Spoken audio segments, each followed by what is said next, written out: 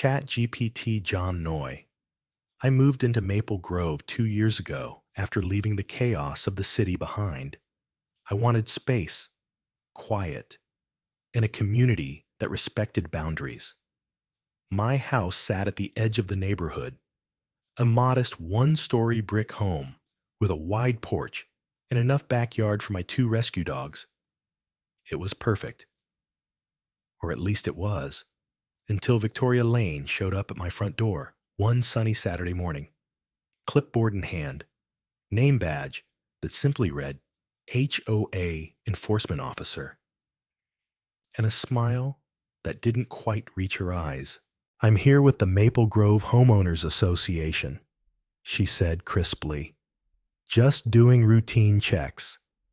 Your lawn's about an inch too high, and your porch furniture doesn't meet aesthetic compliance."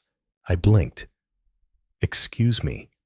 I'd never heard of an HOA in this neighborhood, and my realtor had confirmed it was an HOA-free zone.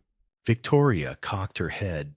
"Didn't you read the new compliance addendum? We're a private entity now managing the neighborhood on behalf of community interests." I asked for documentation.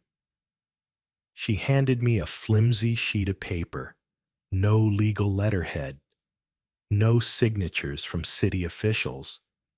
"You'll want to trim the hedges, too," she added before walking off. That night, I dug through every legal record I could find. The county clerk's office had no registration for a Maple Grove HOA. I even called my realtor, who confirmed again that this area had no governing association. Something didn't add up, but I figured it was just a lonely neighbor with control issues. I was wrong.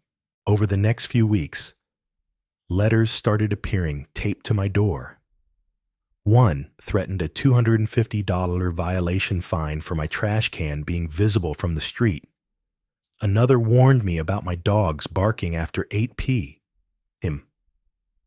Then came the letterhead now, with a fake-looking seal and the title Maple Grove Civic Board, which hadn't existed until a month ago. Neighbors started asking questions. Mrs. Finley across the street received a warning for parking her truck in her own driveway. A young couple 2 doors down got cited for having string lights on their patio. One by one, people started complying. They were scared. I wasn't. I confronted Victoria again, this time with printed proof that her so-called HOA had no legal basis. I showed her the blank property registry, the zoning records, everything. She smiled that same tight smile and said, "Sometimes you have to create order when there's none." The next day, my front gate was chained shut. No explanation. Just a laminated notice from Maple Grove Enforcement claiming my home was under review. I had to call a locksmith to get the gate cut open. He laughed when he saw the sign. "That's not legal," he said. "These people are bluffing." But Victoria didn't stop. She started patrolling the neighborhood like a hawk, jotting things in her notebook, whispering to a few residents who'd suddenly become her allies. Then came the final straw. One morning, I woke up to see my mailbox had been ripped out of the ground and replaced with a new one, black, square, with the HOA's fake emblem on it. A letter sat inside. "You are now in final violation status. Compliance required within 72 hours or legal action will be taken." I snapped. I went straight to the county office in person, filed an official report of impersonation of a civic body, and got a statement from the registrar confirming Maple Grove had no HOA and never had. They opened a formal investigation, but I wasn't done. I installed 2 outdoor cameras, mounted signs citing local property rights statutes, and printed 100 flyers with big bold letters. There is no legal HOA in Maple Grove. Do not comply.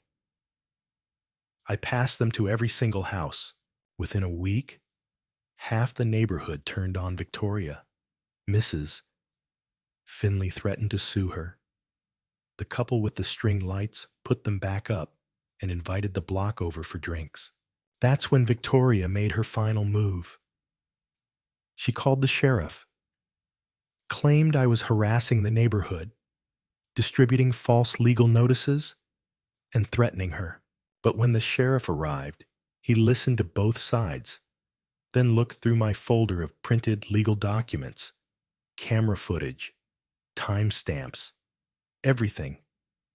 He laughed, actually laughed, and said, "Ma'am, you're not the HOA, and if you harass one more person in this neighborhood, you'll be the one we charge."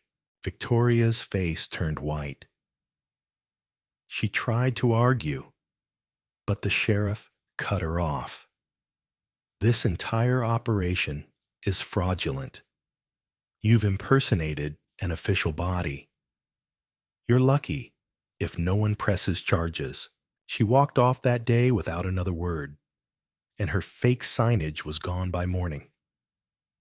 But the real satisfaction came a week later when the county issued her a citation for unauthorized civic enforcement. Turns out, she'd also forged a few documents she mailed to other homes. The fine, $5,000. The neighborhood breathed easier. People started talking again, hanging lights, walking their dogs without fear of being photographed. As for me, I put my old mailbox back in the ground, planted fresh roses around it, and added a small sign below private property, not under HOA jurisdiction. Every time I see it, I smile. Not because I won, but because I didn't back down. Some people build fences, others build fake rules. But I built a line they couldn't cross. And now, the whole block stands behind it. ChatGPT John Noy. I moved into Maple Grove 2 years ago after leaving the chaos of the city behind. I wanted space, quiet, and a community that respected boundaries. My house sat at the edge of the neighborhood, a modest one-story brick home with a wide porch and enough backyard for my 2 rescue dogs. It was perfect.